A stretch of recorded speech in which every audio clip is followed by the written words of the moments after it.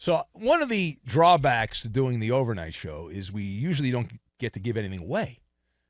And that sucks. Those daytime shows get to give stuff away. But every once in a while, they throw us a bone. So some exciting news here that I want to pass on. And it's not just our show. It's all of Fox Sports Radio. But they included our show. How nice of that is of management to include our program.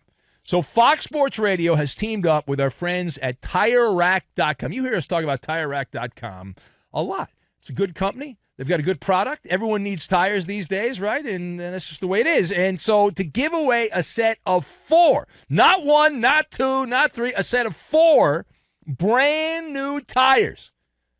How cool is that? Yeah. Valued at up to $1,500 every 2 weeks. So it's not just a one-time giveaway. No. Every 2 weeks. Every 2 weeks during this summer. And that's right, 3 lucky listeners will receive a set of 4 tires plus installation, taxes, and fees, valued at up to $1,500. And it can be yours. Right? Yeah. It's the summer of Tire Rack Sweepstakes. Enter daily at foxsportsradio.com to increase your chances to win. Yes, you. Not him or not him. They're not eligible. But you can register to win every single day to improve your chances. A winner will be selected every 2 weeks between now and August 27th for a set of 4 brand new tires. Here's the key part. Listen closely. To enter, here's what you do. All right? Get the rules and enter. Visit foxsportsradio.com. And I would really like somebody that listens overnight to win, because it would upset management greatly if that happens. So I'm pulling for you, the overnight nocturnal listener, to win these tires. It's sponsored by tirerack.com, the way tire buying should be. Again, if you want to enter, foxsportsradio.com. Enter every single day, all summer long, and you can smell the rubber of brand new tires. And you can thank your friends at tirerack.com and Fox Sports Radio. There is one thing we do very well in sports chatter, and that is flog a dead horse, or in this case, a dead running back, as the world turns for running backs. What a great story. What a great mitzvah this has been for those of us that are looking for marginal content to talk about. All week, it has been one bluster after another bluster of hot air from random people around the NFL, making a big stink about the running back salaries. And this, I don't know how you can go on with your life not being able to help your running back out, your favorite running back. Anyway, Saquon Barkley is pushing back in the Big Apple. If you did not hear what he had to say, maybe not. We'll actually play some audio here in a second. But Saquon Barkley dismissing the very notion that he has limited leverage. Most people that understand the dynamic of the player versus the team and how that works and your value realize that there's not much that can happen here for Mr. Barkley with his contract standoff with the Giants. But he talked about his options during a guest spot on something called the Money Matters podcast. Obviously, money does not matter for me because I don't know what that is. But I think we have the audio. So as Warner Wolf would say, let's go to the audio tape. Here is Saquon Barkley commenting on leverage. I have no worry about going on a football field and knowing that I'm not playing for my word, or saying if I have to play under, because this is my leverage. My leverage is I can say you to the Giants, I can say you to my teammates and be like, you want me to show you my worth? You want to show you how valuable I am to the team? I won't show up. I won't play it down. That's a play I can use. Anybody knows me, knows that's not something I want to do. But like, it's something that crossed my mind. It's like I never thought I would ever do that. But like now I'm in a point where it's like, Jesus, like I might have to take it to this level. And like, am I willing? Am I prepared to take it to the level? I don't know. Ooh, I don't know. See, I say that all the time with the company I work for. I could just say F you to Fox, and I could say F you to my teammates, the Bennett's. You know, Dan Patrick's got the Danettes. I've got the Bennett's here, and I could just do that. But anyway, listen, that's the money quote. I could just say F you to the Giants. So the question on this, as we discussed, do you think that Saquon Barkley would really say F you and take his ball and go home away from the Giants? So I am shaking my head no. I am shaking my head no. I've got Paradox, Anheuser-Busch Brewing Company, and Dr. Pimple Popper. And we will tie all of these things together into a nice, neat package is what we're going to do. And then we'll sell it on the internet, and we'll make some real money. So, Saquon Barkley is an absolute alligator on the field. He will take a bite out of defenses. But when it comes to making a compelling argument over leverage in a contract negotiation, he is a toothless alligator is what he is. Barkley, you just heard the soundbite, the money soundbite. Not very convincing to me. Was he convincing to you? No? Didn't sound very convincing. Now, he could go the nuclear option, and I recommend if you do that, go to Miami, get some jet skis, and chase pretty girls around Miami drinking cocktails. It worked very well for the last NFL running back who did that. What could possibly go wrong? Of course, financially, that would not be the smartest thing to do. You've got over $10 million plus all the endorsement money that has your name on it. All right? And you don't get that money back. You don't like, I'm going to get more money. It's not quite how it works. And so Barkley's situation with the Giants. Here's the real rub on this. Saquon Barkley's situation is a paradox. He is simultaneously very valuable and also at the same time unessential to the Giants. Both these things are true, meaning that when Barkley has played, he has been a dynamic supernova as a running back. We all know that, those of us that have a passion for pigskin.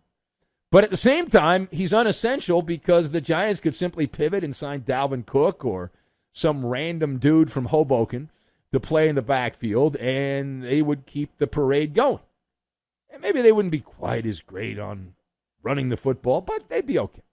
As long as the person blocks and doesn't screw up and run the wrong route, they'd be okay. Now, turning the page. Speaking of running backs, the Patriots, we talked about this in a previous episode of the show, the Patriots believed to be the favorite, at least according to DraftKings, as of yesterday, to sign Dalvin Cook, the aforementioned Dalvin Cook. But it appears the Patriots have a wandering eye. They are doing their due diligence, I love that term, due diligence, on the other available players. Now, we have learned that former Buccaneer running back Leonard Fournette and an old Ram, Darrell Henderson, both worked out in the Commonwealth in New England there. The bigger name is the one we will talk about, so sorry to the Henderson family. That would be Leonard Fournette, the ex-Buck, who's now looking for work. Now, thumbs up or thumbs down on Leonard Fournette being a good fit with the Patriots. So I am going to go 2 thumbs down. I got 2 thumbs down on this, and here's why. Leonard Fournette is like a car that looked pretty good. You wanted the car a while ago. You thought, that's my car. I love that car. But then you didn't get the car, and now you have a chance to buy the car, but it's got engine problems. There's some chips on the paint. That was essentially Fournette last season with the Buccaneers. The word to describe his performance, unreliable. Now, running back apologists, there are many of them I've learned this week, will say it was not his fault, that the hodgepodge of an offensive line for the Buccaneers was to blame. But using the car analogy to the next level, you want to make sure you have a tow truck. Now, your Fournette, in 7 games last season, had 35 or fewer rushing yards. 7. You know how many 100-yard games he had for the Buccaneers?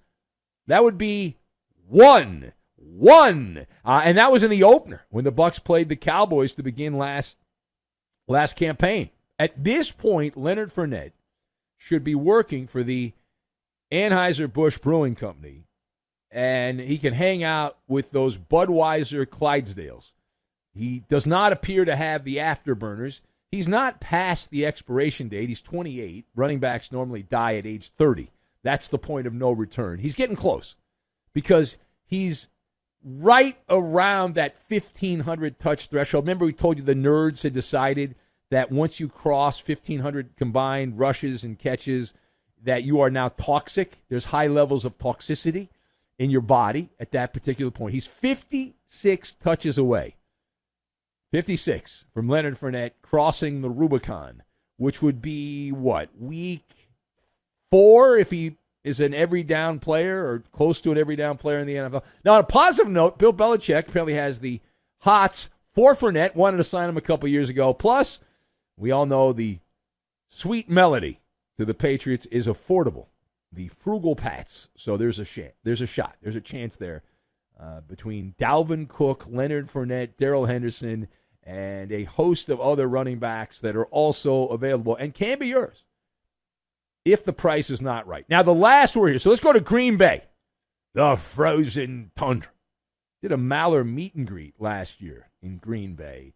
Well, it was actually in Appleton, which is the next city over there from Green Bay. But the Packers have reported a profit from the operations of the team of $68.6 million during the fiscal year of 2023. The CEO, Mark Murphy, laying out all of the numbers, opening the books, the financial picture, why the annual shareholders meeting is going to take place at Lambeau Field coming up on Monday. And the Packers collected almost $375 million, which is 1/32nd share of the national revenue from Fox and NBC, CBS, and ESPN. $374 million. So you do the math on that. That means the NFL teams broke up a pie of $12 billion between the various teams. So what do you make? NFL teams getting $374 million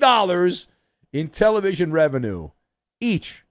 And that does not even include the merchandise revenue, which goes even higher. So it shows you what a sweetheart setup the Packers have. Not for the NFL. It's wonderful to get a glimpse behind the curtain. We talk about this every year, and the same conversation takes place. And every year, like, whoa, that's a lot of money, man. And we get to see just how much cake is in the bakery. And you can thank a person named Joseph Carr for us knowing all of the finances of the NFL. You might not know who Joseph Carr is. You probably don't. And if you do, you're a loser. Joseph Carr was the NFL commissioner in the 1920s. It was a much different time 100 years ago, and Green Bay was set up as a publicly traded operation. The reason that happened was the NFL never imagined in their wildest dreams that they would be any more than a recreational activity that raised a few bucks. But college football was big. Think 100 years ago, college football, boxing, horse racing were the most popular sports in America. And so the NFL was like, people will watch a little bit. Maybe we'll make a couple bucks. But you got to bring back Dr. Pimple Popper is what you have to do here, because this is a 100-year-old giant cyst that continues to ooze out confidential financial data for the NFL every season.